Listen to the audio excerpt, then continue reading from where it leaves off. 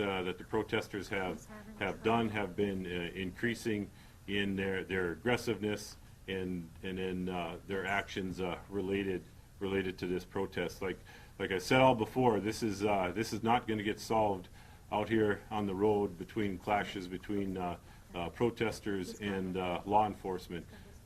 There's other ways that this here needs to be resolved as we go through this. So this is going to prove the point for no one here. And the number one thing has still been the safety for everybody. And some of the actions that were taken last night were just for that purpose alone. I know there has been some reports out in the media. There was several explosions that were, I know one for sure that was on the south side of the bridge. We're not sure where that came from. We also had information that they had Coleman canisters that they were rigged for explosives to use on the officers. The officers were rocks were being thrown at them, slingshots with rocks, some asphalt, some water bottles, some burning logs and that type of thing, which just all ups our stance as far as the protection of the officers and everybody involved with this. We also know that one of the vehicles that was on the bridge was removed by some the protester activity last night, and this also amped it up about the aggressiveness on what is occurring out on the bridge. So with that, I know was some questions, so we'll just answer the questions that you have. We also this went on, just for the other information, went on till the wee hours of the morning last night. We definitely have a presence. We have also requested additional assistance last night from other law enforcement and also from around the state. And with that request, we have also received Border Patrol assistance at this point, which they are now helping us out. So this morning, there were some other activities that were occurring in the Bismarck Mandan area, and just in the last half hour out in front of the LEC, there were some protest activities happening. People were warned that they needed to move on, and were given a warning. They refused to leave, and they ended up locking arms, and 16 of them were arrested at this point this afternoon. So with that, we'll open it up to some questions. Were water cannons used on protesters last night? No, we don't have water cannons. I don't know where the term water cannon comes from. This is just a fire hose, and basically the fire trucks were called down there because of the fires that were started before, and the numerous fires that were occurring during the time that these activities were coming on. As a result of that, some of the water was used to repel some of the protest activities that were occurring, and it was used at a time to where they were aggressive towards the officers, and when that was no longer occurring, the water wasn't used anymore. It was sprayed more as a mist, and we didn't want to get it directly on them, but we wanted to make sure that use it as a measure to help keep everybody safe in this. How long were the hoses used then? How many hours or minutes? Well, I don't know about the minutes. I don't have all the information. There is still some that we are reviewing as far as video and the timeline. I know it was over a several hour period that the trucks and the water was there. Who made the decision to use water hoses on protesters? That was made down with the field commanders at the time that this activity was occurring, because if you were talking to some of them, they basically they said this was just they were very aggressive in their actions and what they were doing, and it was another tool that could be used to mitigate the situation. So with that, well, we'll go on. So, okay, thank you.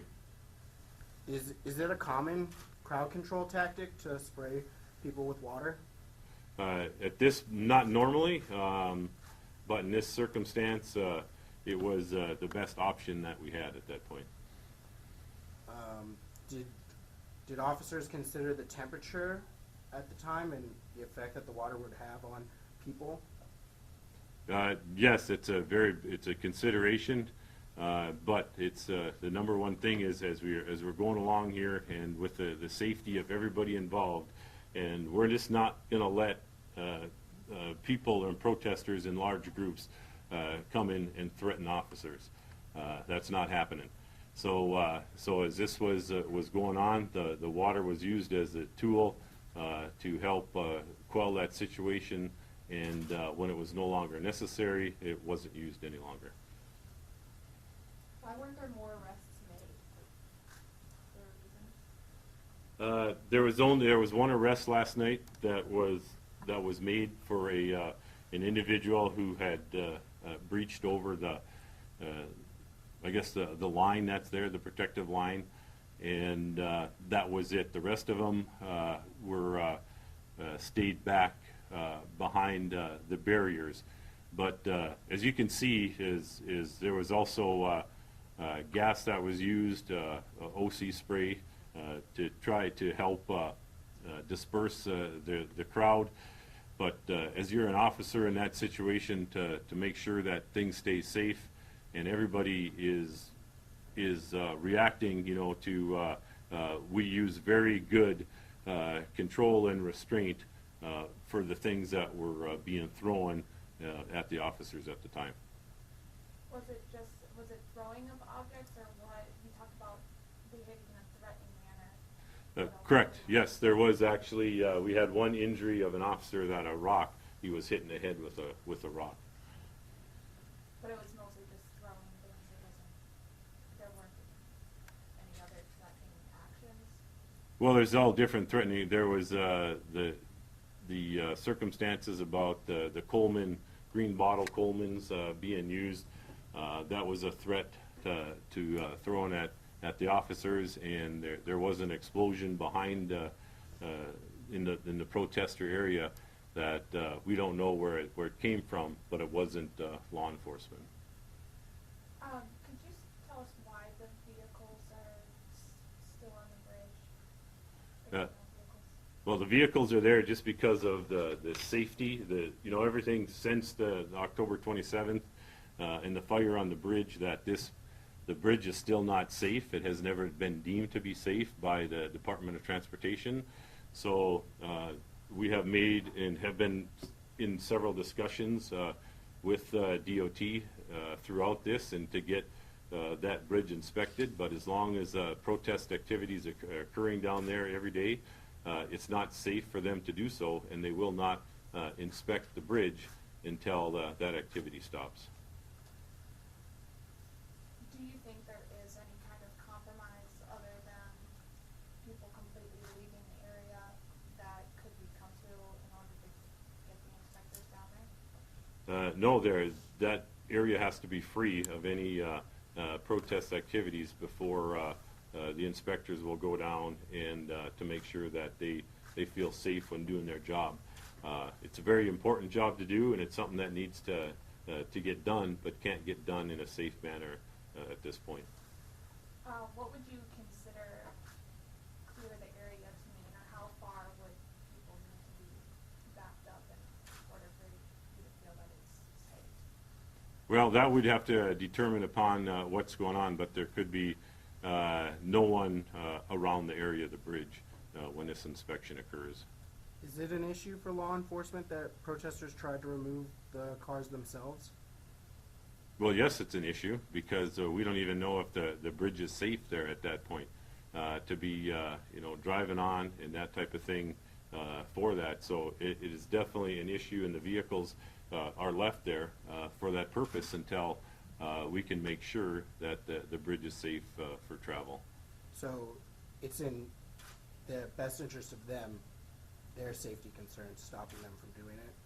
Well, it's the best interest of everybody that's on the road. You know, we want to make sure that that the area is safe and that the bridge is safe, and we have to make sure that there's some things that need to be done before that determination can be made.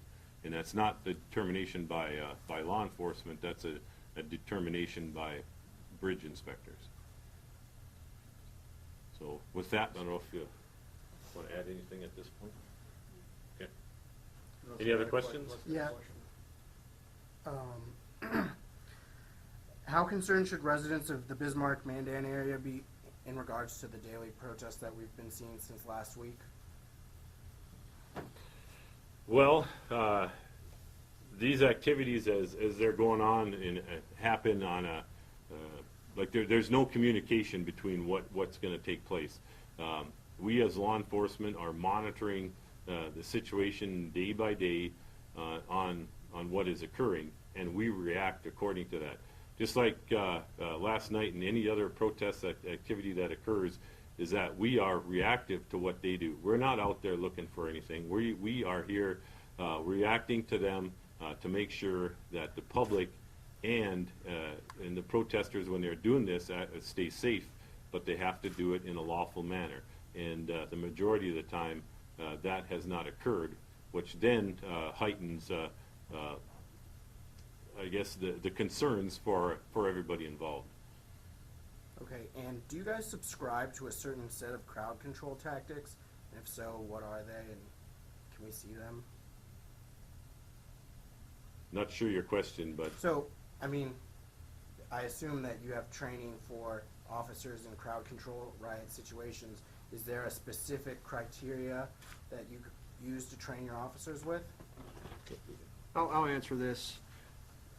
There are two types. There's crowd control and crowd management. Crowd management is when they peacefully protest and we manage them. Crowd control is when they don't, when they throw rocks and bottles and shoot,